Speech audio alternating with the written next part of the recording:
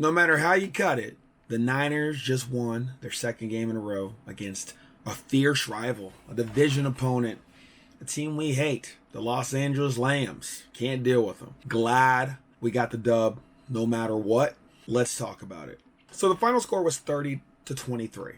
Hard-fought battle all the way deep into the fourth quarter. It wasn't an easy win by any stretch of the imagination. Puka Nacua for the Rams. For the Lambs. Man, he's apparently a dude. If you didn't pick him up in fantasy, you're probably mad at yourself, as I am. Because he had 15 receptions for 147 yards today. He had 9 receptions for over 100 yards last week, right? Something like that. He had 10, actually, last week for 119. The most receptions and yards in a 2 stretch to start the season for any rookie in NFL history. Nuts. And apparently Kyron Williams is the Rams' #1 running back now, too. He had 14 carries for 52 yards and a touchdown. Made some pretty good plays against us, but late in the game, he really wasn't there, as our defense was ramping up. It took a while for our defense to warm up because they would go through these little streaks right there. Like, we were giving up a lot of passes underneath. Stafford is still Matthew Stafford. I don't know why people doubt that man. He's still good. He threw for over 300 yards today. He hits his spots, but as Matthew Stafford does, he throws interceptions. 2 of those today. Isaiah Oliver with some key tackles and an interception. And Deommodore Lenoir came up with another pick. Big time plays. Fred Warner got our only sack of the day. Nick Bosa was finally getting some pressures at the end of the game there, like near the end of the third and in the fourth. Drake Jackson was causing a little bit of havoc on the other side. In the first half, I was noticing for sure, knocked down a ball. But we weren't getting to Stafford. We have to take into account that Sean McVay knows who we are. They're pretty much, for the most part, healthy right now. And they got fresh legs under them. So when we see him again, way late in the season, it's going to be a completely different team on both sides of the ball. I can say this, though. We wore them down. Our leading receiver today was doing a lot of different things, was Deebo. Had 6 catches for 63 yards. Brandon Ayuk had a more quiet day, 3 catches for 43 yards. Kittle, it seems like Kittle has a day like this, 3 catches, 30 yards, and does really good blocking. Like, he was doing wonderful things in the blocking game. And I don't know if ESPN and Fox and all these networks will actually harp on that, but Kittle was huge in the run game today, blocking-wise. Couldn't have done it without him. Juan Jennings had 2 awesome catches for 51 yards. Deebo actually tacked on 5 rushes for almost 40 yards. Got 38 on the day. McCaffrey, 20 carries for 116 yards and a touchdown. And Deebo had a rushing touchdown as well. And Brock had a rushing touchdown. Now, let's talk about Brock. Now, when I watched that game, I was fairly certain that Brock threw a touchdown pass. But the box score has Deebo as a rushing touchdown. So that's interesting. I swear Brock threw that out to the left and Deebo got there. So but ESPN got that scored as a rushing touchdown. So we'll see. But Brock, he had a very efficient Brock Purdy-like day. 17-25 for 206. No picks. QB rating of 93. This is what Brock Purdy does. There was never a time when he was throwing the ball down the field where I was scared of where that ball was going. There were some big-time throws he hit in this game. There was one to Ayuk, because Ayuk got dinged up. His shoulder was messed up.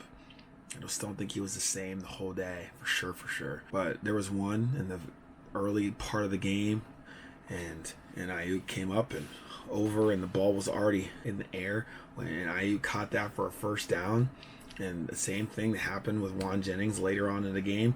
Like, Purdy was putting the ball where it needed to be before the receiver's head was even around, and it was right on the money. The receiver caught it.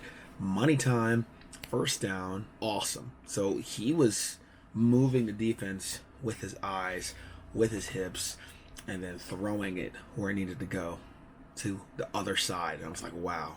So Brock was showing me things, and I'm like, you are developing, young man, and that's awesome. Brock also missed on a few deep balls, a few intermediate balls, and a couple deep balls that I'm like, I noticed early on, Brock is missing high. Brock is missing deep. And it was just today. This is not a normal thing for him, because, again, He only threw 8 incomplete passes, and a little over half of those could have been over 100 more yards if he just puts a little bit more touch on the ball. So maybe that's a thing where he's got to, because they were giving him pressure. So maybe that's a thing where he has to step into a little bit more. Maybe that's a thing where he just has to take a little bit off of it.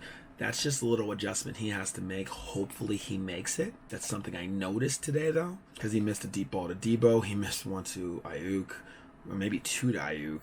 He sailed one-on-one. Yeah, there was at least 4 that sailed, and I'm like, they weren't so bad where they were in fear of being picked off, but they sailed that where I'm like, oh my gosh, that was either a huge 20 to 30 yard chunk or a touchdown. We'll see how the Niners do this week facing a team that potentially won't have their best player, Saquon Barkley. They play the Giants this coming week here on Thursday Night Football. I feel confident going into that game. The Giants are not a team that goes quietly into the night because they were down big against the Cardinals of all team, and they came back and won by 3. But the fact that they were down huge to the Cardinals, they got blown out by the Cowboys last week. I'm just like, this is a game that we should win. If you look at it on the schedule, you should be able to put a W next to it. You would imagine. Can't overlook anybody in this league, though. But if they don't have Saquon, RIP, like completely. So I guess we'll see how that pans out. But today's game was a good hard-fought battle against a vile division opponent where both sides don't like each other outside of Kyle Shanahan and Sean McVay, and got the dub.